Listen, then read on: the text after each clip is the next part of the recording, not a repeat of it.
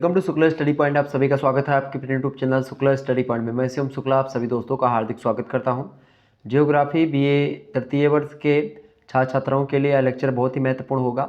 महासंग्राम revision class है आप लोगों के लिए जियोग्राफी की, और पेपर 3 के जो सेकंड पार्ट होता है उसके लिए सेकंड पार्ट में खास करके आपको पढ़ना होता है पेपर 3 में जियोग्राफी बीए तृतीय वर्ष में साउथ ईस्ट एशिया के बारे में, ठीक है, यानी दक्षिण पूर्वी एशिया के बारे में जानना होता है, जिसमें लगभग आप देखिएगा तो इस साउथ इससे पहले आपने साउथ वेस्ट एशिया पढ़ा, मैंने महासंग्राम वीडियो दिया था, और उससे पहले आप लोगों ने एक और एशिया के बारे में जाना था जिसको बोलते हैं फार ईस्ट एशिया या हिंदी में सुदूर पूर्व एशिया, या अगर बोले तो उसी को पूर्वी एशिया के नाम से भी जानते हैं, ठीक है। तो आज का जो वीडियो है ये साउथ ईस्ट एशिया से रिलेशन रखता होगा, और ख़ास करके इसमें मुख्य रूप से 11 देश आपके जो है संकलित हैं, उन्हीं के बारे में आपको पढ़ना है। तो वो 11 देश जो हैं अभी उसके बारे में चर्चा करने वाले हैं हम, और बहुत ही महत्वपूर्ण सब्जेक्टिव टाइप के क्वेश्चंस और उनके आंसर्स आपको यहाँ पर दिखेंगे। जैसा कि आपको पता है महासंग्राम रिवीजन क्लास में यही होता है। और मॉडल पेपर आप देख लीजिएगा 2022 वाला, और 2023 का मॉडल पेपर जल्दी आ जाएगा, तो उसको लेकर के आप टेंशन नहीं लीजिएगा, ठीक है। और ये बहुत ही महत्वपूर्ण है। इस प्रकार के प्रश्न और उत्तर के माध्यम से आप संपूर्ण सिलेबस के बारे में एक ही वीडियो के माध्यम से जानकारी ग्रहण कर पाते हैं। चलिए हम चर्चा करते हैं। पहला प्रश्न आपकी स्क्रीन पर आ चुका है, दक्षिणी पूर्वी एशिया का संक्षिप्त परिचय दीजिए। यानी कि दक्षिणी पूर्वी एशिया के बारे में थोड़ा जानकारी बताएं कि दक्षिण पूर्वी एशिया है क्या, ठीक है। तो सबसे पहले मैं आपको समझा दूं कि कहाँ कहाँ के देश इसमें आते हैं। जैसे कि ये भारत है अपना, भारत मैं यहाँ पर थोड़ा सा मैप ड्रा कर रहा हूँ, उसके बाद में मैं थोड़ा सा आपको बता रहा हूँ, ठीक है। ये भारत है, ठीक है। अब भारत के इधर यहीं पर जस्ट आपका पड़ता है म्यांमार, तो ये म्यांमार भी इसमें शामिल है, ठीक है। म्यांमार के इधर यहीं पर पड़ता है आपका लाओस, ये भी शामिल है। लाओस के ऊपर ऐसे पतली पट्टी में पड़ता है आपका वियतनाम, ये भी शामिल है, ठीक है। और उसके बाद में आपका थाईलैंड यहीं पर पड़ता है, ठीक है। थाईलैंड की सीमा लाओस से, म्यांमार से, इन सभी से मिलती है। और इधर आप देखते हैं ख़ास करके कंबोडिया भी पड़ता है, ठीक है वो, और इसके अलावा वियतनाम तो है ही। फिर इससे नीचे आएंगे आप तो मलेशिया पड़ेगा। मलेशिया से इधर आप सिंगापुर देखेंगे, इधर और सबसे, और सिंगापुर से और नीचे आप देखिएगा, ख़ास करके यहीं से आप इसके थोड़ा सा नीचे, इस सिंगापुर से नीचे आप आएंगे तो आपको हिंदोनेशिया, मतलब यानी इंडोनेशिया जिसको आप कहते हैं, उसका सुमात्रा द्वीप जो है इधर पड़ेगा, और जावा द्वीप इधर, और इन्हीं द्वीपों पर आप देखिएगा कि भाई वो है। इसके अलावा आप और देखेंगे जो है ख़ास करके वियतनाम तो हो ही गया आपका, फिर बोर्नियो, और भी तमाम सारे देश हैं जो कि शामिल हैं, जैसे फिलीपींस हो गया, म्यांमार हो गया, ये सब, ठीक है। तो म्यांमार तो आपका हो ही गया, लाओस हो गया, लाओस, कंबोडिया, वियतनाम, ठीक है, ईस्ट तिमोर हो गया, तो ये सब शामिल हैं। आइए देखते हैं, इसी के बारे में हमको जानना है। तो संक्षिप्त परिचय बताएं तो दक्षिणी पूर्वी एशिया मानव प्रजातीय रूप से चाइना से ज़्यादा एक प्रकार से निकटता रखता है। मानव प्रजातीय रूप का मतलब ये होता है कि भाई उनकी खास करके जो कद काठी होती है, जो रूप रंग होता है चेहरे का, और ख़ास करके बात की जाए उनके माथे जो होते हैं चौड़े थोड़ा होते हैं, नाक थोड़ी चपटी होती है, और गोरे चिट्टे कलर के होते, थोड़ा छोटे होते हैं, ठीक है। और आपको पता होगा कि भाई चाइना के जैसे लोग होते हैं, ठीक उसी प्रकार से ये भी लोग दिखते हैं।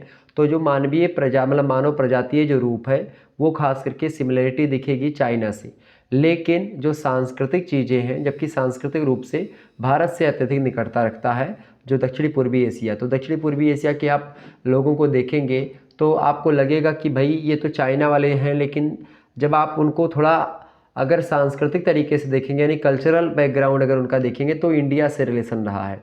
क्योंकि प्राचीन इतिहास जब आप पढ़ते हैं तो उसमें आपको पता होगा प्राचीन समय में भारत का ही शासन रहा, भारत के राजा लोग ही शासन करते थे यहाँ सब इन देशों पर कहीं ना कहीं पे। तो उसका प्रभाव दिखता है संस्कृति में। आप देखते हैं अभी भी भगवान राम वगैरह की पूजा वहाँ भी लोग करते हैं। आप देखते हैं इंडोनेशिया वगैरह, हालांकि मुस्लिम कंट्री है, लेकिन फिर भी वहाँ आप देखते हैं कि जो है एक प्रकार से भगवान राम के बारे में बहुत ज़्यादा एक प्रकार से रिस्पेक्ट रहती है। और भी देश में आप देखिएगा तो वहाँ पर एक प्रकार से जो हिंदू कल्चर है वो आपको दिखाई पड़ेगा, ठीक है।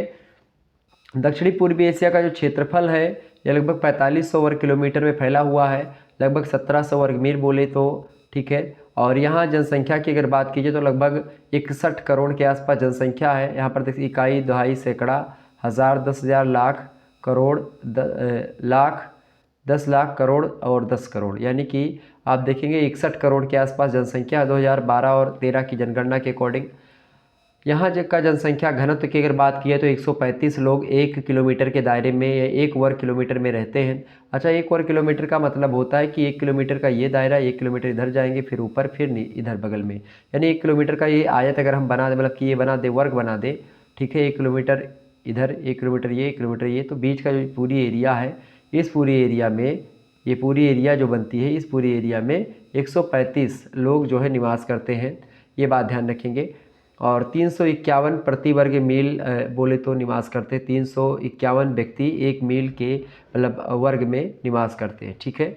वर्ग मतलब होता है क्षेत्रफल उसको, चूँकि क्षेत्रफल जो होता है ये सेंटीमीटर स्क्वायर में नापा जाता है, तो स्क्वायर को हिंदी में वर्ग बोलते हैं, तो इसीलिए वर्ग सेंटीमीटर या वर्ग किलोमीटर बोला जाता है, ठीक है। तो यहाँ पर सेंटीमीटर गलत निकल गया मुझसे, किलोमीटर है, ठीक है, चूँकि सेंटीमीटर नापा जाता है जैसे कि कोई आयत वगैरह नापते हैं, तो बाकी किलोमीटर में लंबाई नपती है, जो बड़ी बड़ी लंबाई होती है। और ख़ास करके अगर देश की लंबाई की बात की जाए या प्रति वर्ग किलोमीटर की बात की जाए तो वहाँ पर तो किलोमीटर में ही नपेगा, ठीक है।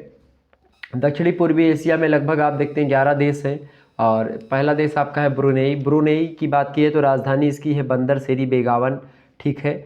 और ख़ास करके दूसरी देश है आपका कंबोडिया। कंबोडिया की राजधानी है नोम पे, ठीक है। और उस अगला जो देश है उसका नाम है ईस्ट तिमोर। ईस्ट तिमोर की राजधानी है डिडली। इसके अलावा इंडोनेशिया, या इसी इंडोनेशिया को हिंदोनेशिया भी कहते हैं हम लोग, तो जकार्ता राजधानी इसकी। लाओस देश भी इसी में हमको पढ़ना है, तो लाओस की राजधानी है वियंतिमान। और इसके बाद मलेशिया, तो मलेशिया की राजधानी तो आपको पता होगा कुआलालंपुर, ठीक है, ये राजधानी मलेशिया की। इसके अलावा जो अगला देश है म्यांमार है। म्यांमार की राजधानी है नापीते। और फिलीपींस की राजधानी है मनीला। इसके अलावा अगला देश है सिंगापुर। सिंगापुर की राजधानी है सिंगापुर सिटी। और थाईलैंड की राजधानी तो सभी को पता होगा बैंकॉक। और वियतनाम की राजधानी की बात करें तो हनोई वियतनाम की राजधानी है। तो एक प्रकार से ये थोड़ा सा ये प्रश्न आपसे एग्जाम में बन सकते थे। आगे देखते हैं, अगला प्रश्न आपके लिए बहुत ही महत्वपूर्ण है। प्रश्न आपसे कह रहा है कि दक्षिणी पूर्वी एशिया के भौगोलिक स्वरूप का वर्णन कीजिए। भौगोलिक स्वरूप का मतलब ये होता है कि एक प्रकार से वर्षा कहाँ पर कैसी होती, कहाँ पर ऋतुएं कैसी हैं, जलवायु कैसा है, पर्वत पठार है या मैदान है या रेगिस्तान है, कैसा मामला है। तो ये सब होता है आपका, कहाँ पर सागर महासागर झील क्या होते हैं, तो ये सब आपके क्या होते हैं, भौगोलिक स्थिति या भौगोलिक स्वरूप उस देश का। तो दक्षिणी पूर्वी एशिया की बात की है तो जलवायु मानसूनी जलवायु से अधिक निकट रखती है, यानी मानसूनी जलवायु एक प्रकार से है यहाँ की। सर्वत्र प्रचलित पवनों का ऋत्विक परिवर्तन होता रहता है, मतलब ऋतु आने पर जो है जो पवनें होती हैं, जो प्रचलित पवनें वहाँ पर चलती हैं वो बदल भी जाती हैं। दो स्पष्ट आर्द्र और शुष्क। आर्द्र माने होता है वायु में नमी होना, शुष्क माने होता है वायु गर्माहट होना वायु में, ठीक है। तो खास करके आर्द्र और शुष्क दोनों प्रकार की हवाएं आपको वहाँ पर चलती दिखेंगी। इसके अलावा आर्द्र और अपेक्षाकृत शुष्क मतलब कि अपेक्षाकृत शुष्क ऋतुएं वहाँ पर आपको मिलेंगी दक्षिणी पूर्वी एशिया के देशों में। और इस प्रदेश में दक्षिणी एशिया की अपेक्षा वर्षा जो होती है उसकी मात्रा की अवधि का विस्तार अपेक्षाकृत अधिक होता है, यानी वर्षा ज़्यादा होती है दक्षिणी एशिया के, खास करके उससे ज़्यादा वर्षा होती यहाँ पर, ठीक है। लेकिन पूर्वी एशिया की तरह शीत ऋतु की कठोरता यहाँ पर नहीं मिलती है। अक्षांशीय स्थिति में भी यह अन्य दोनों बृहद प्रदेशों से, अन्य दोनों प्रदेश का मतलब यहाँ पर किससे है, फार ईस्ट एशिया और दक्षिण मतलब कि दक्षिण पश्चिम एशिया, जो इसको आप बोलते हैं साउथ वेस्ट एशिया, तो उससे आप देखेंगे उन प्रदेशों से आपको अलग दिखाई पड़ेगी अक्षांशीय स्थिति की।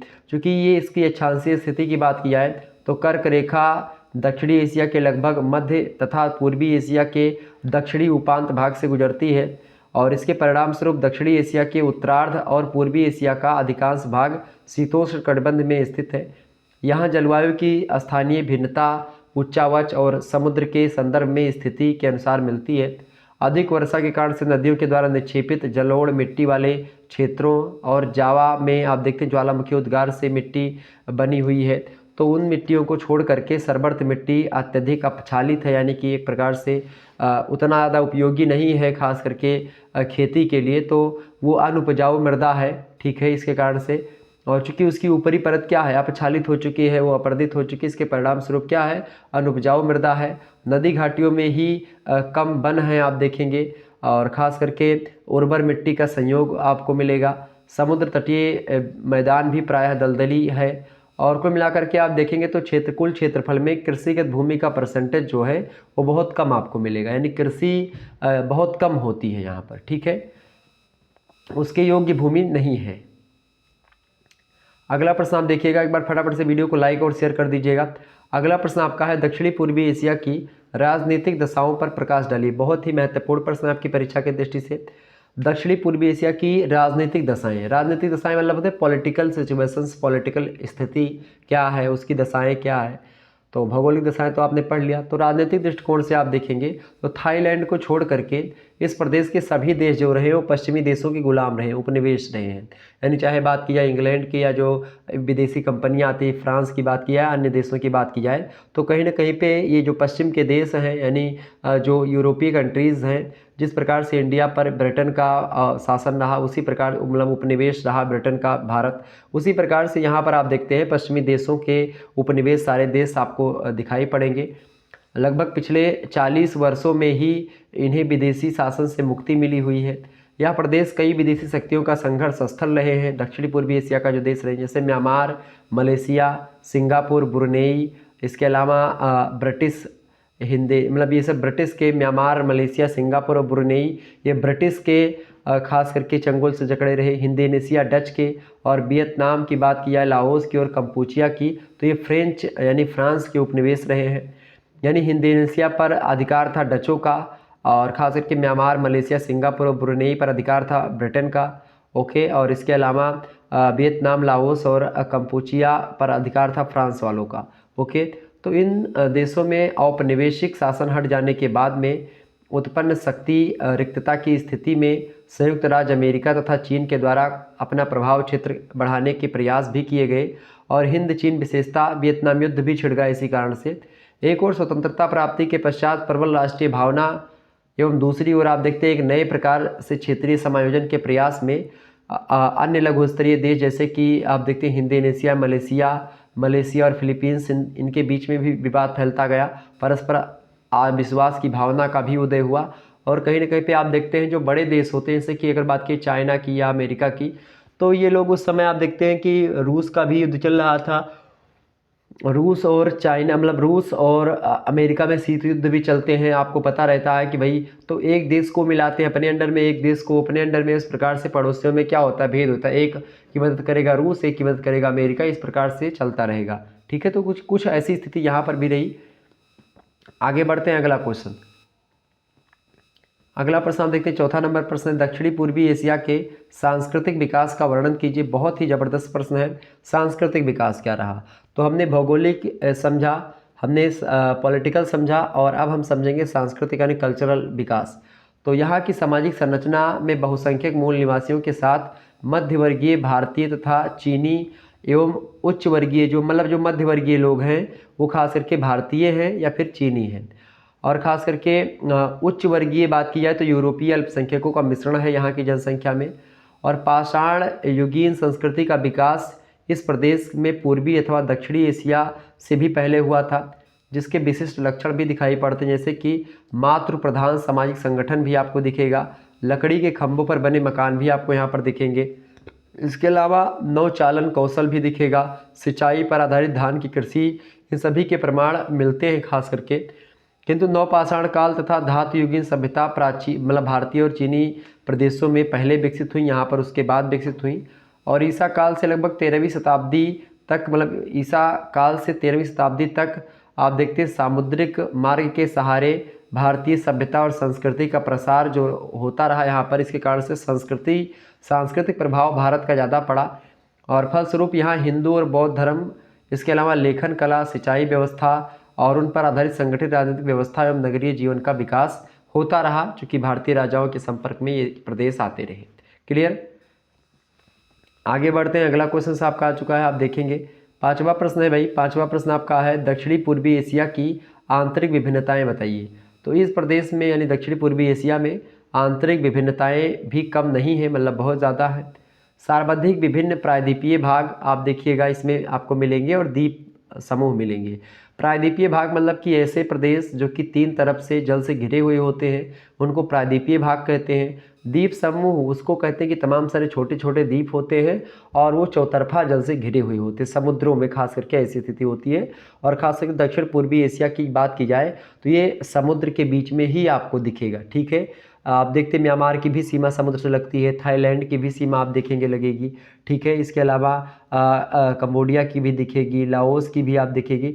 तो ऊपर से चीन सागर होगा, नीचे से हिंद महासागर, बगल से प्रशांत महासागर, ये सब आपको दिखेंगे। तो कहीं ना कहीं पे आप देखेंगे प्रायद्वीपीय भाग और द्वीपीय समूहों में एक प्रकार से पूरी की पूरी जो आंतरिक विभिन्नताएं हैं या जो एक प्रकार से आधार है ये द्वीप और प्रायद्वीप है। प्रायद्वीपीय खंड में नदी घाटियों में केंद्रित भौगोलिक संगठन मिलता है, जबकि द्वीप समूहों में समुद्रोन्मुख संगठन की प्रधानता है। इंडोनेशिया तथा मलेशिया में मुस्लिम धर्म की प्रधानता है, जबकि आप देखेंगे प्रायद्वीपीय खंड में बौद्ध धर्म का अधिक प्रसार हुआ और इसी प्रकार प्रायद्वीपीय खंड में तिब्बती चीनी भाषा की प्रधानता आपको दिखेगी। जबकि द्वीप समूह में जो है ऑस्ट्रोनेशियन भाषा भी आपको दिखेगी।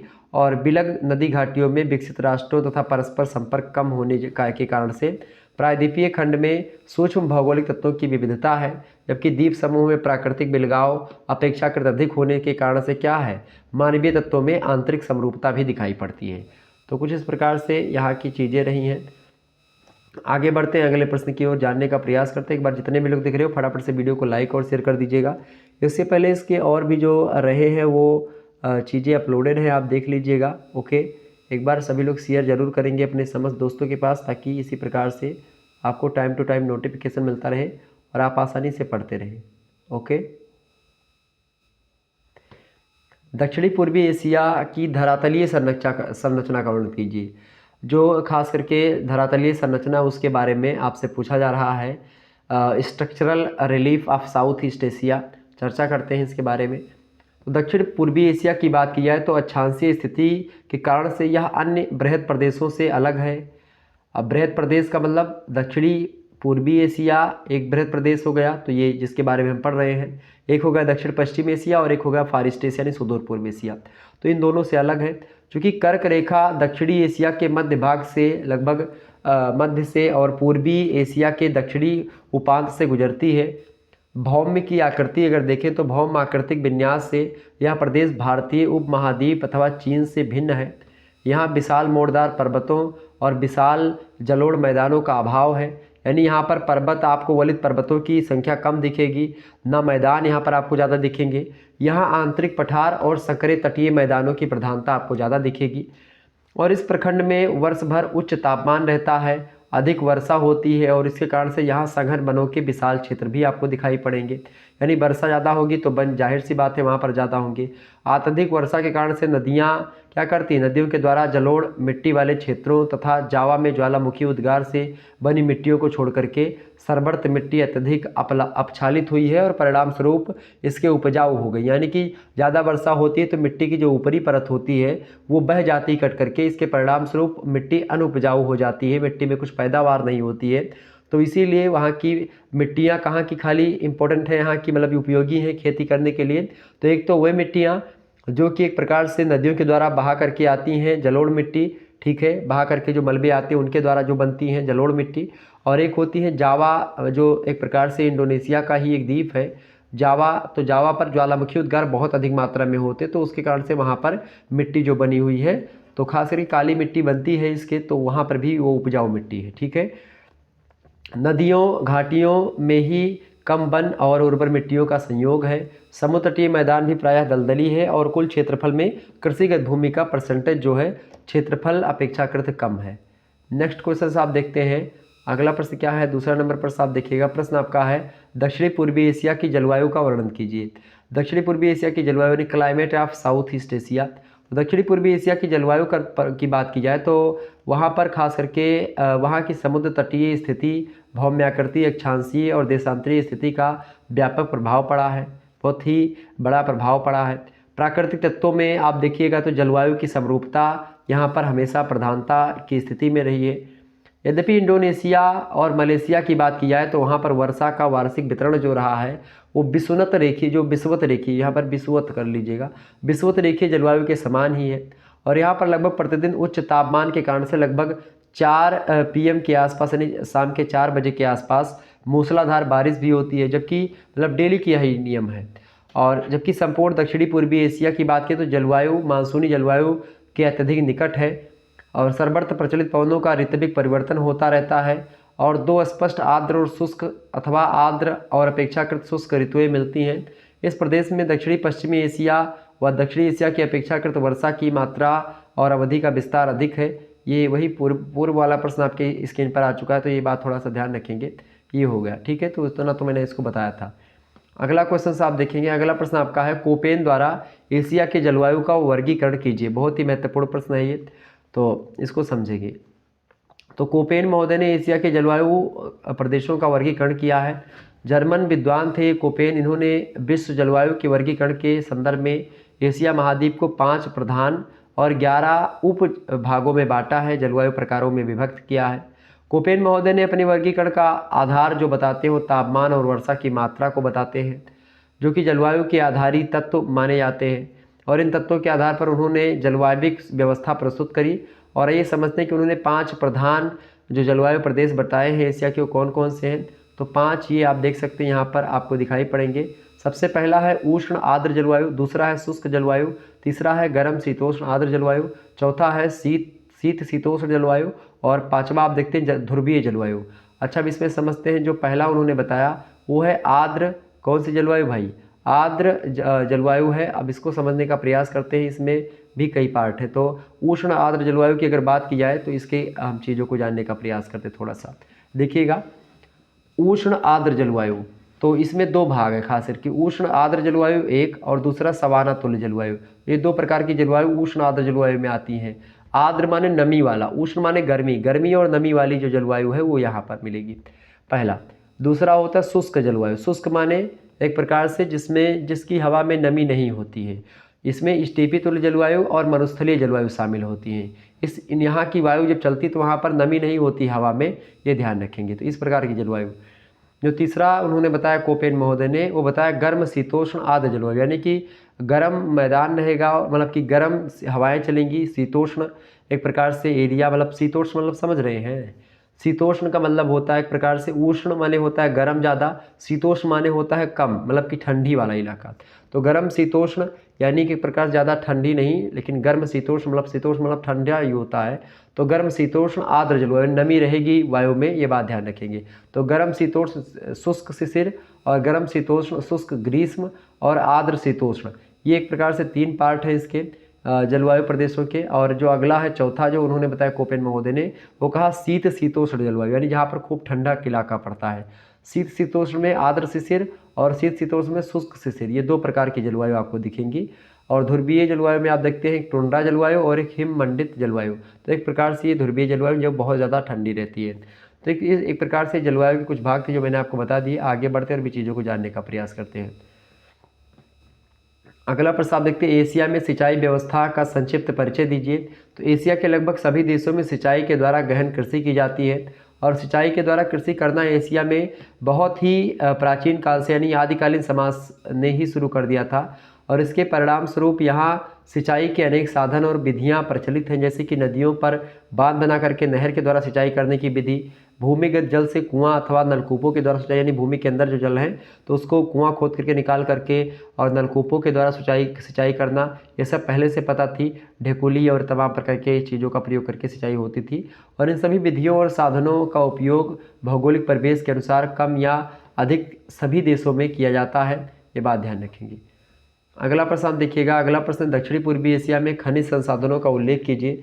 तो इस प्रदेश में खनिज एवं शक्ति संसाधनों का सामान्यतः अभाव रहा है, कमी रही खनिज और शक्ति संसाधनों की। कुछ विशिष्ट खनिजें यहाँ पर हैं, जैसे कि टिन हो गया, टंगस्टन है, खनिज तेल आपको मिल जाएगा, बॉक्साइट है, इन सभी में इसका महत्वपूर्ण स्थान है।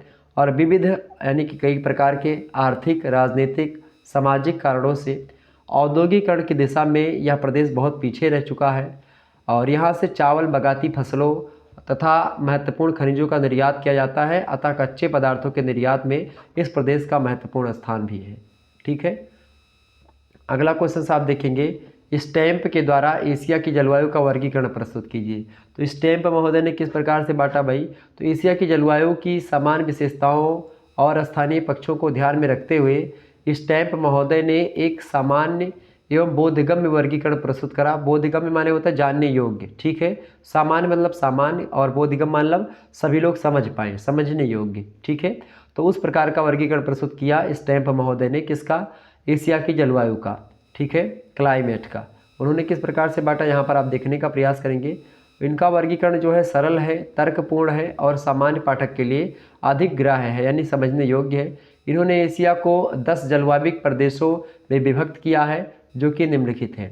पहला है विषुवत रेखीय जलवायु, दूसरा है मानसूनी जलवायु, तीसरा है चीन तुल्य जलवायु, चौथा है मंचूरिया तुल्य जलवायु, पाँचवा है उष्ण मरुस्थलीय जलवायु, छठवां है शीत मरुस्थलीय जलवायु, सातवां है रूम सागरीय जलवायु, आठवां स्टेपी तुल्य जलवायु, नौवां है टैगा तुल्य और 10वां है टोंडा जलवायु। तो एक प्रकार से 10 प्रकार की जलवायु प्रदेश बांटा है एशिया को, किसने? स्टैम्प महोदय ने। ओके, ये बात आप ध्यान रखेंगे। थोड़ा आगे और बढ़ते और भी चीज़ों को जानने का प्रयास करते हैं, थोड़ा सा आप ध्यान रखेंगे। अगला प्रश्न आपका आ चुका है, इंडोनेशिया के खनिज संसाधन बताइए। तो यह एशिया का, यानी इंडोनेशिया की अगर बात की जाए तो इंडोनेशिया जो देश है, यह एशिया का एक महत्वपूर्ण पेट्रोल उत्पादक देश माना जाता है इंडोनेशिया। और 2005 में आप देखिएगा तो इसका उत्पादन लगभग 5.5 करोड़ टन रहा है। विश्व का लगभग 1.4% जो पेट्रोल है ये अकेले इंडोनेशिया ने एक प्रकार से उत्पादित किया। सीमित मात्रा में कोयला भी यहाँ पर उपलब्ध है, ठीक है, परंतु जल विद्युत की संभाव्य क्षमता बहुत अधिक है। और टिन के निक्षेप उल्लेखनीय है यहाँ पर। बॉक्साइट और निम्न कोटि का लोहा भी पर्याप्त मात्रा में यहाँ पर मिल जाता है। इसके अलावा तांबा, निकेल, जस्ता, सीसा, मैग्नीज, फॉस्फेट, गंधक और सोना चांदी भी न्यून अधिक मात्रा में, कहीं पर कम कहीं पर ज़्यादा, इस प्रकार से उपलब्ध है। टिन खास करके सुमात्रा द्वीप जो है वहाँ पर आपको मिलेगा, और उसके निकटवर्ती द्वीपों के प्राचीन जो भूखंड है वहाँ से टिन की प्राप्ति होती है। और विश्व का लगभग 26.6% टिन जो होता है ये उत्पादित करता है अकेले एक प्रकार से इंडोनेशिया में, और ख़ास करके दूसरे स्थान पर है पूरे विश्व में इंडोनेशिया के उत्पादन में। मतलब टिन के उत्पादन में इंडोनेशिया दूसरे स्थान पर है पूरे संसार में। इसके अलावा सिंगकेप, बंका तथा जो है बिल्टन प्रमुख उत्पादक क्षेत्र है यहाँ पर टिन के। और ख़ास करके पेट्रोलियम जो है यहाँ पर कहाँ पर मिलता है? सुमात्रा द्वीप पर मिलता है। जावा पर भी आपको पेट्रोलियम मिलेगा। इसके अलावा कालीमंतान, इन सभी द्वीपों पर आप देखेंगे। और इसके अलावा पश्चिमी इरियन के कई स्थलों पर आपको पेट्रोल मिल सकता है यहाँ पर। इसके अलावा मतलब मिलता भी है। अधिकांश उत्पादन जो होता है सुमात्रा में होता है, सोना खास करके सुमात्रा। और जैसा कि आपको पता है कि सेली बीज और निकेल पूर्वी द्वीपों से प्राप्त होता है, लोहा जावा से तथा सेली बीज और बॉक्साइट सुमात्रा में उपलब्ध है। तो इस प्रकार से खनिजों के मामले में, यहाँ पर खनिज संसाधन के मामले में मैंने इंडोनेशिया का परिचय आपको दिया। तो इस प्रकार से आप लिख सकते हैं। ये चीज़ों को थोड़ा सा ध्यान रखेंगे। इसी प्रकार से आपको लिखना, चाहे दीर्घ उत्तरीय पूछा जाए, चाहे लघु उत्तरीय, चाहे अति लघु उत्तरीय। ओके, अगले प्रश्न की ओर बढ़ते हैं। अगला प्रश्न आपका आ चुका है, सभी लोग देखने का प्रयास करेंगे। एक बार वीडियो को शेयर और लाइक अवश्य कर दीजिएगा।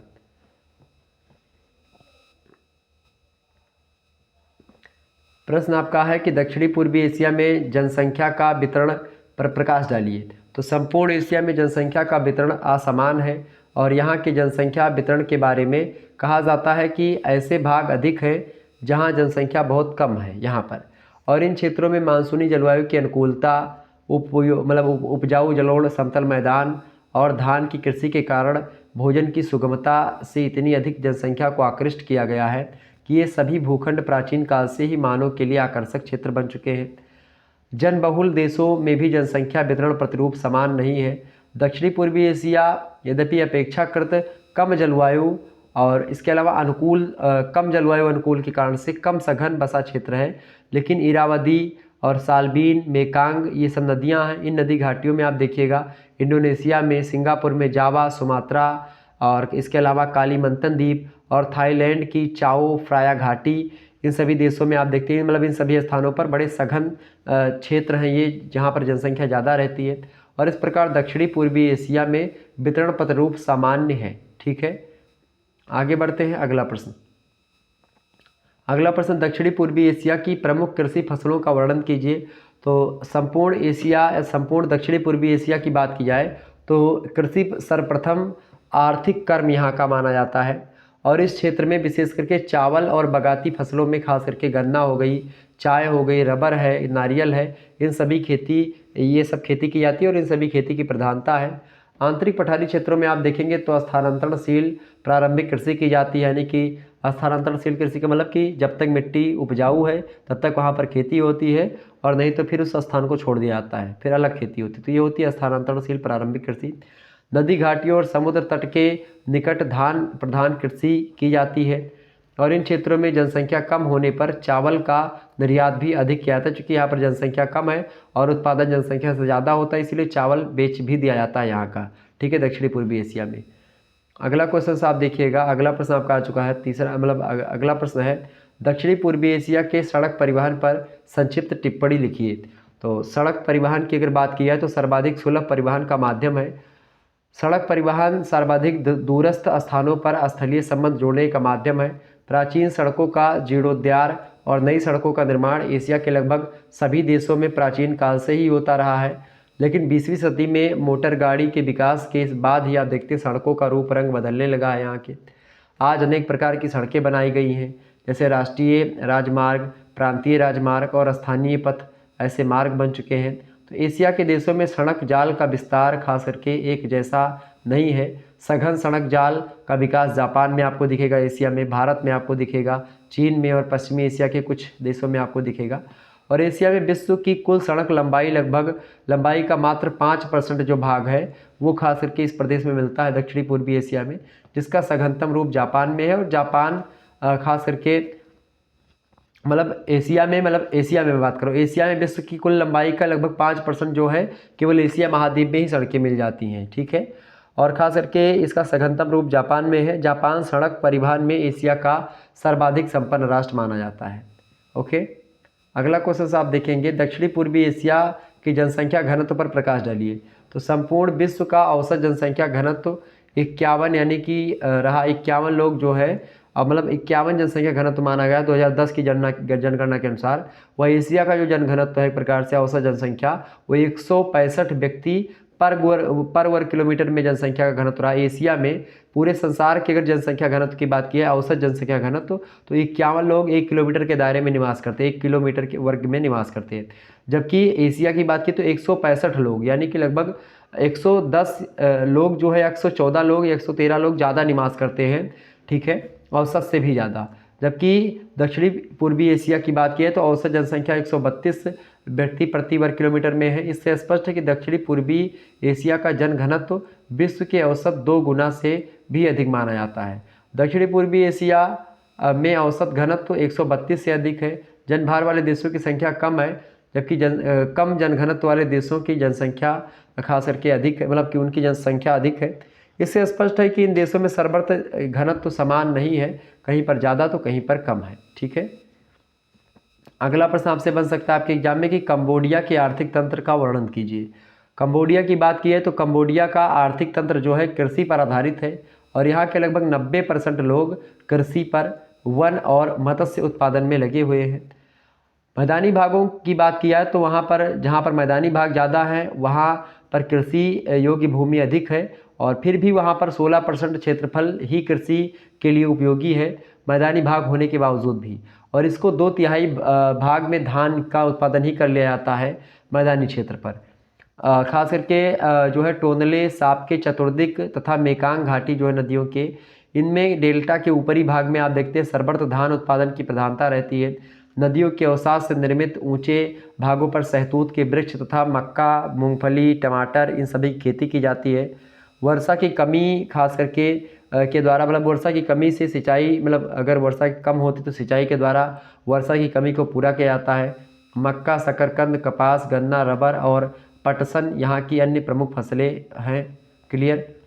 अगला क्वेश्चन आपसे बन सकता है एग्जाम में कि इंडोनेशिया की कृषि फसलों का वर्णन कीजिए। इंडोनेशिया की लगभग 60% से भी अधिक जनसंख्या कृषि कार्यों में लगी हुई है, परंतु इसके 10% से भी कम क्षेत्रफल पर कृषि की जाती है। यहाँ अधिकतर सीमांत किसान हैं जो धान, मक्का, शकरकंद तथा अन्य खाद्य फसल पैदा करते हैं। धान प्रमुख फसल है जो कि कुल कृषिगत भूमि के 2/3 से अधिक भाग पर उत्पन्न किया जाता है। दूसरा स्थान मक्का का है। चावल का उत्पादन अधिक होने पर भी इंडोनेशिया अधिक जनसंख्या व अधिक खपत के कारण चावल के लिए आत्मनिर्भर नहीं है। बागायती फसलों में आप देखेंगे तो गन्ना, चाय, कहवा, नारियल, तंबाकू, रबर और मसाला, इन सभी का उत्पादन किया जाता है इंडोनेशिया में। अगला क्वेश्चन साहब देखिएगा, प्रश्न आपका आ चुका है, प्रश्न बड़ा ही इंपॉर्टेंट है। प्रश्न है कि एशिया के रेल परिवहन का वर्णन कीजिए। तो एशिया में रेल पथ का जो जाल है उसका सर्वाधिक विकास खास करके आप देखते हैं जापान और भारत में पाया जाता है, और जो विश्व स्तर पर साधारण घनत्व वर्ग में आता है। चीन, कोरिया और दक्षिणी साइबेरिया कम घनत्व के क्षेत्र हैं। शेष एशिया नगण्य रेल मार्गों का क्षेत्र है। चित्र के अवलोकन से आप देख सकते हैं, अगर मैं एक चित्र के माध्यम से आपको दर्शाऊं, हालांकि चित्र यहाँ पर आपको मैं दिखा नहीं पा रहा हूँ, तो इसमें अगर समझेंगे तो हम मतलब रेल जाल का विकास भी क्षेत्रीय परिवहन हेतु हुआ है। यहाँ यूरोप या अमेरिका सादृश अंतर्देशीय रेल परिवहन का अभाव है, और एशिया की मतलब कमी है रेल परिवहन की। और एशिया की सबसे बड़ी रेलवे लाइन जो है वो साइबेरिया में है, जो रूस का हिस्सा है खास करके, जो कि एशिया में पड़ता है, उसको साइबेरिया कहते हैं। तो उसमें आपको मिलेगा मास्को से लेकर के व्लादिवोस्टोक को जोड़ने वाली जो रेखा मतलब की जो लाइन है वो है, और ख़ास करके जो ट्रांस साइबेरिया के नाम से जानी जाती है। दक्षिणी मध्य साइबेरिया के औद्योगिक, खनिज और कृषिगत क्षेत्रों को जोड़ने के लिए पूर्वी साइबेरिया की तुलना में अधिक रेल पथ जाल का विकास हुआ है। और यह महत्वपूर्ण तथ्य है कि एशिया का विकास मतलब एशिया का विशाल क्षेत्र रेल पथ विहीन है। मतलब एशिया के जहाँ कुछ भागों पर ही रेलवे लाइन बिछी हुई है, बाकी बहुत ज़्यादा खाली एरिया है जहाँ पर रेलवे लाइन का विकास अभी नहीं हो पाया है। अगला प्रश्न आप देखिएगा। अगला प्रश्न, दक्षिणी पूर्वी एशिया में सामुद्रिक मतलब सामुद्रिक एक सूत्रता किस प्रकार विकसित हुई है। तो दक्षिणी पूर्वी एशिया में सामुद्रिक मार्ग की प्रधानता है। अधिकतर आप देखते हैं विकसित क्षेत्र जो है समुद्र तटीय भाग में ही है, यानी जो समुद्र तटीय इलाके हैं वो ज़्यादा विकसित है, ज़्यादा डेवलप है। यहाँ सामुद्रिक मार्गों के द्वारा अनेक बिखरे द्वीपों के एक सूत्र होने की सुविधा है। प्राचीन काल में भारतीय सभ्यता और संस्कृति का प्रसार, इसके अलावा 15वीं सदी में मलेशिया, इंडोनेशिया में इस्लाम का प्रसार जो हुआ है वो समुद्र मार्ग के द्वारा ही संभव हो पाया है। आंतरिक क्षेत्रों के दुर्गम होने के कारण से यहाँ के लगभग सभी देशों का व्यापार वाह्योन्मुख रहा है, परंतु मलक्का से दक्षिण चीन के महत्वपूर्ण अक्षीय समुद्री मार्ग पर आप देखेंगे तो उस मार्ग पर कभी कभी एक शासक का संपूर्ण अधिकार नहीं हो पाया है। इससे भिन्न यूरोपीय देशों के आधिपत्य क्षेत्र में विभक्त होने से इस प्रदेश के राष्ट्रों में परस्पर घनिष्ठ आर्थिक संबंध स्थापित नहीं हो सका। यद्यपि आप देखते यही नहीं अपितु ये देश जो है पश्चिमी देशों के लिए सामुद्रिक यातायात सुविधा के माध्यम एवं आर्थिक दोहन के शिकार होकर के कालांतर में कमज़ोर अर्थतंत्र के प्रतिनिधि बन जाते हैं, और जबकि यही तत्व कालांतर में स्वतंत्र राष्ट्रों के परस्पर संगठन के माध्यम बन गए हैं। अब पहले जो राष्ट्र लड़ा करते थे अब वो एक प्रकार से आपस में मित्रता का हाथ आगे बढ़ा रहे, जो कि बहुत इंपॉर्टेंट है। अगला प्रश्न आप देखिएगा, दक्षिणी पूर्वी एशिया के सामरिक महत्व को बताइए। दक्षिणी पूर्वी एशिया सामरिक दृष्टि से बहुत ही महत्वपूर्ण है, और दक्षिण पूर्वी एशिया के अधिकांश देश खुले सागरीय क्षेत्र में द्वीपीय देश हैं, मतलब द्वीप ज़्यादा हैं यहाँ के देशों में। और यह क्षेत्र पूर्वी एशिया और अन्य महाद्वीपों के बीच एक सेतु का कार्य करता है, ठीक है। और इन महाद्वीपों के समुद्री जलमार्ग पूर्वी एशिया को जाने के लिए इन्हीं क्षेत्रों से होकर के गुजरना पड़ता है। इस क्षेत्र पर नियंत्रण स्थापित करके राजनीतिक रूप से सामरिक बढ़त हासिल किया जा सकता है। दक्षिणी पूर्वी एशिया के समुद्रवर्ती देशों में खास करके कटा फटा किनारा होने के कारण से वहाँ पर बंदरगाह बनाना आसान है, जिससे युद्ध जलपोत और मालवाहक जहाज़ ये जहाँ पर रुक सकते हैं बंदरगाहों पर, तो ये इसके लिए बहुत महत्वपूर्ण है। युद्ध की स्थिति में भी ये काफ़ी सहायक हो सकते हैं यहाँ के देश, ठीक है। इसीलिए आप देखते हैं अमेरिका से लेकर के रूस, चाइना सब यहाँ पर अपना अधिकार जमाना चाह रहा है। खास करके भारत भी खास करके अगर नहीं जमाएगा तो फिर दिक्कत आप देखते जब उन लोगों की पीठ बन जाएगी तो फिर कहीं से भी कुछ हो सकता है। अगला प्रश्न आप देखेंगे। अगला प्रश्न, दक्षिणी पूर्वी एशिया की भौगोलिक समस्याएं बताइए।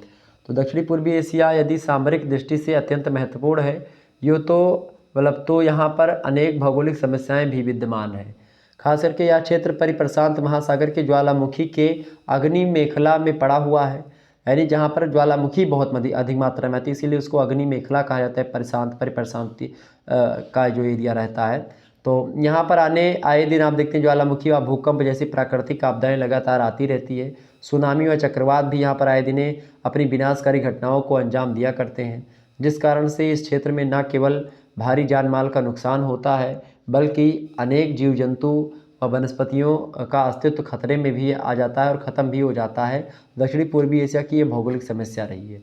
ठीक है, अगले प्रश्न की ओर बढ़ते हैं। अगला प्रश्न आपका आ चुका है, देखेंगे सभी लोग। एक बार वीडियो को लाइक और शेयर कर दीजिएगा। प्रश्न है कि म्यांमार की प्राकृतिक वनस्पति व मिट्टी का संक्षिप्त परिचय दीजिए। प्राकृतिक वनस्पति अगर बात की जाए म्यांमार की, तो म्यांमार में उच्च तापमान रहता है, अधिक वर्षा होती है यहाँ पर, और इसके कारण से अधिकतर ऊंचे क्षेत्र सघन रूप से वन आच्छादित है, यानी कि वन बहुत ज़्यादा है। 200 सेंटीमीटर से अधिक वर्षा वाले भागों में उष्णकटिबंधीय सदाबहार वन आपको दिखेंगे म्यांमार में, और कुछ पेड़ 30 मीटर से भी अधिक ऊंचे आपको म्यांमार में दिखेंगे, और बहुमूल्य पेड़ होते हैं, खास करके बहुत महंगे होते हैं। 100 से 200 सेंटीमीटर वर्षा वाले क्षेत्रों में भी आपको इसी प्रकार से मिलेगी जनसंख्या, थोड़ा इससे कम मिलेगी, मतलब वो क्या बोलते हैं, पेड़ों की संख्या, वन आच्छादित क्षेत्र। अगला आप देखिएगा, मिट्टी कैसी है भाई म्यांमार की, तो पश्चिमी तथा पूर्वी पहाड़ी एवं पठारी भागों में अधिक वर्षा होती है म्यांमार में, और तीव्र ढाल के कारण से अपक्षालित यानी जो अपरदित मिट्टी है, अपक्षालित और अपरदित, छिछली, अनउर्वर, यानी जब अपक्षालित हो जाएगी मिट्टी, कट जाएगी और कट करके बह जाएगी तो एक प्रकार से छिछली और अनउर्वर हो जाएगी। तो ये जब ऐसा हो जाता तो लाल मिट्टी एक प्रकार से वहाँ पर बनती, तो लाल मिट्टी उतनी उपजाऊ नहीं मानी जाती है। ठीक है, और सान के पठार में आप देखते हैं उसके चूना पत्थर वाले भाग में अनउर्वर लाल मिट्टी भी पाई जाती है। तो उर्वर जलोढ़ मिट्टी नदी घाटियों में मात्र मिलती है म्यांमार में, बाकी मिट्टियाँ यहाँ पर अनउर्वर भी ही है। ठीक है, अगला क्वेश्चन आप देखते हैं, म्यांमार की कृषि पर प्रकाश डालिए। तो म्यांमार म्यांमार जो है दक्षिणी पूर्वी एशिया का सर्वप्रमुख चावल निर्यातक देश है, यानी चावल बेचने वाला देश है ये। इसका उत्पादन पहले शुष्क घाटी क्षेत्रों में ही सीमित था चावल का, जहाँ जनसंख्या का घनत्व तो अधिक था। वर्षा कम होने के कारण से यहाँ वनस्पति साफ करने में भी आसानी थी। वर्षा की कमी सिंचाई के द्वारा पूरी कर ली जाती थी म्यांमार में। माईतंगी सहित भिन्न क्षेत्रों में सिंचाई की व्यवस्था थी, अतः माईतंगी घाटी म्यांमार का चावल गोदाम कहलाती है। ब्रिटिश काल में डेल्टा क्षेत्र में धान की खेती को प्रोत्साहन मिला, और यहाँ वर्षा पर्याप्त मात्रा में होने के कारण से इसके साथ ही साथ उर्वर जलोढ़ भूमि उपलब्ध होने से, पतन के निकट होने से निर्यात की अपेक्षाकृत अधिक सुविधा यहाँ पर है। पतन माने क्या होता है, बंदरगाह। ठीक है, तो बंदरगाह इसके पास ही पड़ता है, तो इसीलिए निर्यात की सुविधा ज़्यादा होती है और जल्दी मात्रा में चीज़ें मिलती हैं, उत्पादित होती है, वो बिक भी जाती है। तो इसके लिए एक प्रकार से बहुत ज़्यादा ये अच्छा माना जाता है बंदरगाह का होना। अगला प्रश्न आप देखिएगा, एक बार सभी लोग फटाफट से वीडियो को लाइक और शेयर कर दीजिएगा, ताकि आपको टाइम टू टाइम नोटिफिकेशन मिलता रहे और आप चीज़ों को अच्छे तरीके से जानते रहें। अगला प्रश्न, थाईलैंड को कितने भौगोलिक प्रदेशों में बांटा गया, बताएं भाई। बहुत इंपॉर्टेंट प्रश्न आपकी परीक्षा में आने वाला है। तो थाईलैंड को कितने भौगोलिक प्रदेशों में बांटा गया है? क्षेत्रीय विशेषता के आधार पर थाईलैंड को 5 भौगोलिक प्रदेशों में बांटा गया। कितने भौगोलिक प्रदेशों में? 5 भौगोलिक प्रदेशों में थाईलैंड को बांटा गया है। पहला जो भाग है उसका नाम है पश्चिमोत्तर पर्वतीय भाग, यानी पश्चिम, बहुत ज़्यादा पश्चिम में, पश्चिम और उत्तर। तो पश्चिम उत्तर पर्वतीय भाग में आप देखेंगे तो यहाँ पर भी एक प्रकार से ये एक प्रदेश होगा। दूसरा है कोरात का पठार, थाईलैंड में ही पड़ता। तीसरा है मध्यवर्ती मैदान, जो कि नदियों के द्वारा बना है। और चौथा दक्षिणी थाईलैंड, और अगला है आपका 5वां जो भौगोलिक प्रदेश है थाईलैंड का, वो है दक्षिणी पूर्वी थाईलैंड। इस प्रकार से ये 5 भौगोलिक प्रदेश हैं थाईलैंड के। नेक्स्ट क्वेश्चन आप देखेंगे, चौथा नंबर प्रश्न आपकी स्क्रीन पर आ चुका है, सभी लोग देखने का प्रयास करेंगे, बहुत ही महत्वपूर्ण प्रश्न है। प्रश्न है आपका दक्षिणी, प्रश्न है चौथा नंबर, यहाँ पर देखेंगे, और भी तमाम सारे प्रश्न हो गए, अगले इकाई से चौथा नंबर प्रश्न है, तीसरी इकाई से। प्रश्न है आपका कोरात के पठार पर संक्षिप्त टिप्पणी लिखिए। बहुत ही महत्वपूर्ण प्रश्न है, कई बार ये प्रश्न एग्जाम में आया हुआ है। तो कोरात की बात की, कोरात के पठार की, तो यह एक तस्तरी नुमा सरपट पठार है, और जिसका दक्षिणी पश्चिमी भाग जो है ऊंचा है, और इस ओर पर्वत श्रेणियों का ढाल मध्यवर्ती मैदान की तरफ आपको दिखेगा, कोरात के पठार का जो ढाल है। और इसका जल प्रवाह खास करके नामसी नदी है एक, और नाममून, 2 नदियां हैं। इन नदियों के द्वारा मेकांग नदी की ओर आपको दिखेगा। इसका मध्यवर्ती भाग साधारण है, ऊंचा नीचा है, जहां बलुआ पत्थर और खास करके और भी जो शैल है उनके ऊपर जलोढ़, कांप और बलुई दोमट मृदा भी आपको दिखाई पड़ती है। तो कुल मिलाकर के बात की जाए कोरात के पठार की, तो इस प्रखंड में वर्षा की मात्रा कम होती है, अनिश्चित है, क्योंकि दक्षिण की ओर डांगरेक श्रेणी सामुद्रिक हवाओं के मार्ग में बाधक है, पर्वत है ये डांगरेक श्रेणी। और यहाँ औसत वार्षिक वर्षा लगभग 100 से 150 सेंटीमीटर के आसपास होती है कुरात के पठार में। और वर्षा का वितरण ऋतविक प्रतिरूप प्रकट करता है। नवंबर से अप्रैल तक शुष्क ऋतु होती है यहाँ पर, और यहाँ शुष्क मानसूनी वन अथवा सवाना वनस्पति भी मिलती है। ओके, ये थोड़ा सा ध्यान रखेंगे। तो कुरात के पठार के बारे में ये बातें हो गई। अगला प्रश्न आपका आ चुका है, सभी लोग देखेंगे। अगला प्रश्न देखेंगे, थाईलैंड के उद्योग धंधों पर प्रकाश डालिए। बढ़िया प्रश्न, ये प्रश्न भी आपका ही आता रहता है एग्जाम की दृष्टि से, मतलब ये प्रश्न लगातार आया हुआ है तो इसीलिए इम्पोर्टेंट है। प्रश्न आपका है कि थाईलैंड में धात्विक मतलब धातु खनिजों की कमी से भारी उद्योगों का अभाव है। यहाँ अधिकांश हल्के उद्योग विकसित हुए हैं, जिसमें चीनी, सीमेंट, सूती, रेशमी और कृत्रिम भागों के वस्त्र, रबर के टायर, रसायन और कृत्रिम उर्वर, पेट्रोलियम के मतलब खास करके शोधन, पेट्रोलियम शोधन, मोटर उद्योगों का विकास, ये सब एक प्रकार से ये उद्योग धंधे हैं थाईलैंड के। और यहाँ रेशमी वस्त्र बुनने की प्राचीन परंपरा भी रही है थाईलैंड में। अधिकतर उद्योग पारिश्रकरण से संबंधित है थाईलैंड के। अधिकतर कारखाने बैंकॉक और थोनबरी क्षेत्र जो पड़ता है, बैंकॉक और थोनबरी क्षेत्र जो है थाईलैंड में, ये तो यहाँ पर खास करके यहीं पर ज़्यादा मात्रा में कारखाने स्थित हैं। परंतु 1960 ईस्वी के बाद में अन्य नगरों में भी कारखाने स्थापित किए गए हैं, और इनमें से एक ट्रैक्टर, एक टायर, एक मोटर कार और स्कूटर तथा 2 औषधि निर्माण के कारखाने शामिल किए गए 1960 के बाद। लकड़ी और रबड़ उद्योग भी यहाँ का प्रमुख उद्योग माना जाता है। हाल के वर्षों में विदेशी पूंजी को बढ़ावा देने का कार्यक्रम चल रहा है, जिससे खास करके नए कारखाने स्थापित हुए यहाँ पर। ठीक है, तो थोड़ा सा ध्यान रखें थाईलैंड के उद्योग धंधों के बारे में, एग्जाम में प्रश्न आता है इससे। अगला प्रश्न आपसे एग्जाम में बन सकता है, थाईलैंड की कृषि का वर्णन कीजिए। दैट इज मोस्ट इंपोर्टेंट प्रश्न आपकी परीक्षा की दृष्टि से। बताएं, तो थाईलैंड की बात किया है तो इंडोनेशिया के बाद थाईलैंड जो है वो दक्षिणी पूर्वी एशिया में बृहत्तम यानी कि अधिक मात्रा में धान उत्पादन करने वाला देश है। यहाँ धान सर्वप्रमुख फसल है थाईलैंड की। 2001 में लगभग 92 लाख हेक्टेयर भूमि अर्थात आधे से अधिक जो कृषिगत भूमि है उस भूमि पर धान की खेती की गई थी, और लगभग कुल 270 लाख टन से अधिक उत्पादन भी किया गया था धान का, जो कि विश्व का लगभग 4.6% धान उत्पादन था। अन्य प्रमुख खाद्यान्नों में यहाँ पर मक्का की खेती होती, कसावा की, सूखी सेमें भी यहाँ पर बोई जाती हैं, सोरघम, सोयाबीन, ये सब फसलें एक प्रकार से थाईलैंड की कृषि होती है इन सभी फसलों की। और व्यापारिक फसलों में आप देखते हैं रबर हो गया, गन्ना हो गया, केनाफ है, मेस्टा है, तंबाकू है, कपास है, मूंगफली है, इन सभी की खेती होती है। नारियल, तरबूज, केला, शकरकंद, ये सब भी आप देखते हैं उगाए जाते हैं खास करके थाईलैंड में। और अन्य फसलों में उत्तरी पूर्वी भाग में उत्तरी जो भाग है थाईलैंड का, वहाँ पर मूंगफली, कपास और तंबाकू विशेष रूप से उल्लेखनीय हैं, इनकी खेती ज़्यादा होती है वहाँ पर। और अन्य क्षेत्रों में निर्वाह कृषि पद्धति के द्वारा धान के अतिरिक्त ज्वार और बाजरा का उत्पादन भी होता है, जो कि निर्वाह के रूप में, निर्वाह मतलब कि खाने पीने के लिए, ठीक है, जीवन यापन के लिए। अगला प्रश्न आपका आ चुका है, फटाफट से एक बार वीडियो को लाइक और शेयर करेंगे सभी लोग। ओके, चलें, प्रश्न आपका आ चुका है। प्रश्न देखेंगे, मलेशिया के प्राकृतिक स्वरूप का वर्णन कीजिए। तो मलेशिया की बात की है तो मलेशिया संघ का जो निर्माण हुआ था ये 1963 ईस्वी में हुआ है, जिसके अंतर्गत खास करके मलक्का जलडमरू मध्य के पास स्थित पहले का ब्रिटिश उपनिवेश मलाया, सिंगापुर, सारावाक तथा साब्रा, उत्तरी बोर्निया जिसको बोलते हैं, ये सब सम्मिलित हुए मलेशिया में। परंतु 1965 में सिंगापुर इस संघ से अलग हो गया, और अब मलेशिया के 2 भूखंड हैं, एक पश्चिमी मलेशिया यानी मलाया, और दूसरा है पूर्वी मलेशिया यानी कि सारावाक और साबा का एरिया। तो ये मलेशिया के अब भाग है, सिंगापुर इससे अलग हो चुका है 1965 में। नेक्स्ट क्वेश्चन से आप देखते हैं, 8वां नंबर प्रश्न है। प्रश्न इंपॉर्टेंट है, मलेशिया की जलवायु का वर्णन कीजिए। बढ़िया प्रश्न है, परीक्षा में प्रश्न आता है। तो मलेशिया के निम्न अक्षांशों की अगर बात की है तो 1 डिग्री से लेकर के 60 डिग्री उत्तर के मध्य स्थित है ये अक्षांश पर, ठीक है। और ऐसा होने के कारण से यहाँ स्वभावतः भूमध्य रेखीय जलवायु पाई जाती है, क्योंकि भूमध्य रेखा से खास करके उत्तरी अक्षांश यानी ये भूमध्य रेखा है ये, और इसके एकदम से ऊपर यानी यहीं पर लगभग पड़ता है ये देश, ठीक है। तो इसके कारण से क्या है भाई, इसके कारण से यहाँ पर क्या है, इसके कारण से यहाँ पर भूमध्य रेखीय जलवायु होने के कारण से वर्ष प्रयत्न वर्षा ऊंचा तापमान मिलता है, और खास करके वर्षा भी होती है। पेनांग में तापक्रम जो रहता है 27 डिग्री सेंटीग्रेड दिसंबर से 28 सेंटीग्रेड तक रहता है। अस्पष्टता वार्षिक तापांतर 2 से 3 सेंटीग्रेड से अधिक नहीं है।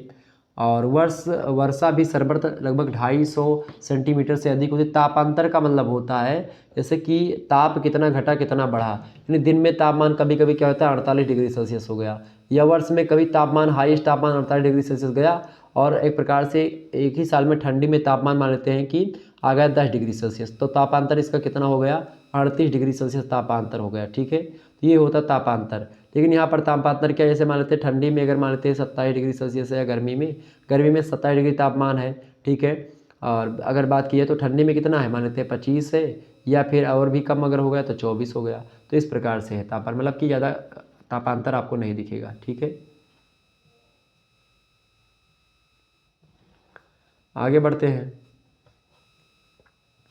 तो यहाँ पर इस प्रकार से है, वार्षिक तापांतर 2 से 3 डिग्री सेंटीग्रेड से अधिक नहीं है। वर्षा भी 250 सेंटीमीटर से अधिक होती है, और वर्षा पर मौसमी प्रभाव भी दिखाई पड़ता है। यहाँ पर दक्षिणी पश्चिमी वायुधारा की अपेक्षा उत्तरी पूर्वी वायुधारा से यहाँ अधिक वर्षा होती है, क्योंकि दक्षिणी पश्चिमी वायुधारा का जोर सुमात्रा के निकट रहने से कम हो जाता है। पूर्वी तट पर समुद्री तूफानों का भी अधिक प्रभाव पड़ता है। ठीक है, तो इस प्रकार से ये मलेशिया की जलवायु के बारे में कुछ बातें थी जो मैंने आपको बताई। ध्यान रखिएगा, एग्जाम में प्रश्न आता है। अगला प्रश्न आप देखते हैं, इंपॉर्टेंट है, इंडोनेशिया के खनिज संसाधन पर टिप्पणी कीजिए। दैट इज मोस्ट इंपॉर्टेंट प्रश्न, बहुत महत्वपूर्ण प्रश्न है, इसको एकदम से आपको कंठस्थ करना है। प्रश्न है कि इंडोनेशिया के खनिज संपदा या खनिज संसाधन का संक्षिप्त वर्णन कीजिए या टिप्पणी कीजिए। तो इंडोनेशिया खास करके प्राकृतिक रूप से संसाधन संपन्न देश है, परंतु इसकी संसाधन संपन्नता में अत्यधिक प्रादेशिक भिन्नता पाई जाती है। खनिज संसाधन में भी यह दक्षिण पूर्व एशिया के देशों की अपेक्षा संपन्न है। यह एशिया का एक महत्वपूर्ण पेट्रोलियम उत्पादक देश है। सीमित मात्रा में कोयला भी यहाँ पर उपलब्ध है, और यहाँ पर टिन के निक्षेप उल्लेखनीय है, यानी टिन भी मिलता है। बॉक्साइट और निम्न कोटि का लोहा भी पर्याप्त मात्रा में उपलब्ध है इंडोनेशिया में। इसके अलावा तांबा, निकेल, जस्ता, सीसा, मैग्नीज, फास्फेट, गंधक, सोना, चांदी ये भी न्यून अधिक मात्रा में उपलब्ध है। इसके अलावा टिन सुमात्रा और निकटवर्ती द्वीपों के प्राचीन भूखंड से भी प्राप्त हो जाता है, और विश्व का लगभग 26.6% खास करके उपलब्ध है, खास करके विश्व का। ठीक है, टीना जो है लगभग 26.6% उत्पादन किया जाता है। पेट्रोलियम जावा और सुमात्रा, इसके अलावा कालीमंटन द्वीपों से प्राप्त होता है। पश्चिमी इरियन के कई स्थलों पर भी पेट्रोलियम प्राप्त हुआ है। अधिकांश उत्पादन सुझारू में होता है। सोना सुमात्रा में आपको दिखेगा, सेली बीज में भी आपको मिलेगा। और निकल की बात करें तो पूर्वी द्वीपों से निकल प्राप्त होता है इसके इंडोनेशिया के। लोहा जावा और सेलीबीज और बॉक्साइट सुमात्रा में यहाँ पर उपलब्ध होते हैं। ठीक है, तो इस प्रकार से ये इंडोनेशिया के खनिज संसाधन पर टिप्पणी हो गई। अगला प्रश्न आप देखते हैं, इंडोनेशिया या हिंदोनेशिया की कृषि का वर्णन कीजिए। ये तो इंपॉर्टेंट प्रश्न है, शायद ये प्रश्न हो चुका है एक बार क्या, लेकिन समझ लीजिए। तो संपूर्ण हिंदोनेशिया के 10% से कम क्षेत्रफल पर कृषि होती है, और परंतु 60% जनसंख्या कृषि, वन एवं मत्स्य उत्पादन में लगी हुई है। यहाँ कृषि दो रूपों में होती है, एक छोटी जोतों पर किसानों के द्वारा अन्न उत्पादन किया जाता है, और एक बड़े फर्मों पर व्यापारिक फसलों का उत्पादन होता है। ये प्रश्न भी नहीं हुआ है।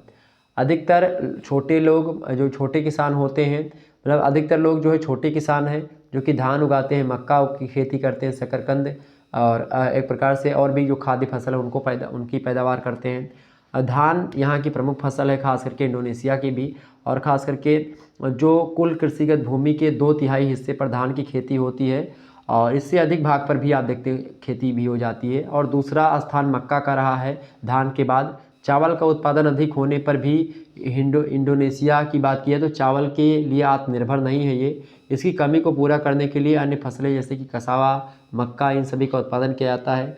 बागायती फसलों में गन्ना, चाय, इसके अलावा आप देखिएगा कहवा, नारियल, तंबाकू, रबर, और ख़ास करके और मसाले भी खास करके यहाँ से प्राप्त किए जाते हैं, खेती होती है मसालों की भी। तो इस प्रकार से इंडोनेशिया की कृषि के बारे में चीज़ें मैंने आपको बता दी। इस प्रकार से आपने चीज़ों को समझा और जाना। ठीक है, तो क्लियर हो गई बातें।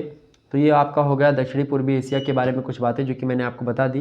तो अब लगभग आपका दक्षिणी पूर्वी एशिया के बारे में बात हो गई, और दक्षिणी पश्चिमी एशिया और सुदूर पूर्वी एशिया इन सभी पर चर्चा हो चुकी है। मिलते हैं फिर नेक्स्ट वीडियो में, तब तक के लिए जय हिंद जय भारत। आप सभी का बहुत बहुत धन्यवाद हमारे साथ जुड़ने के लिए। इसी प्रकार से अपना प्यार हमेशा बनाए रखिएगा। ओके, बहुत बहुत धन्यवाद।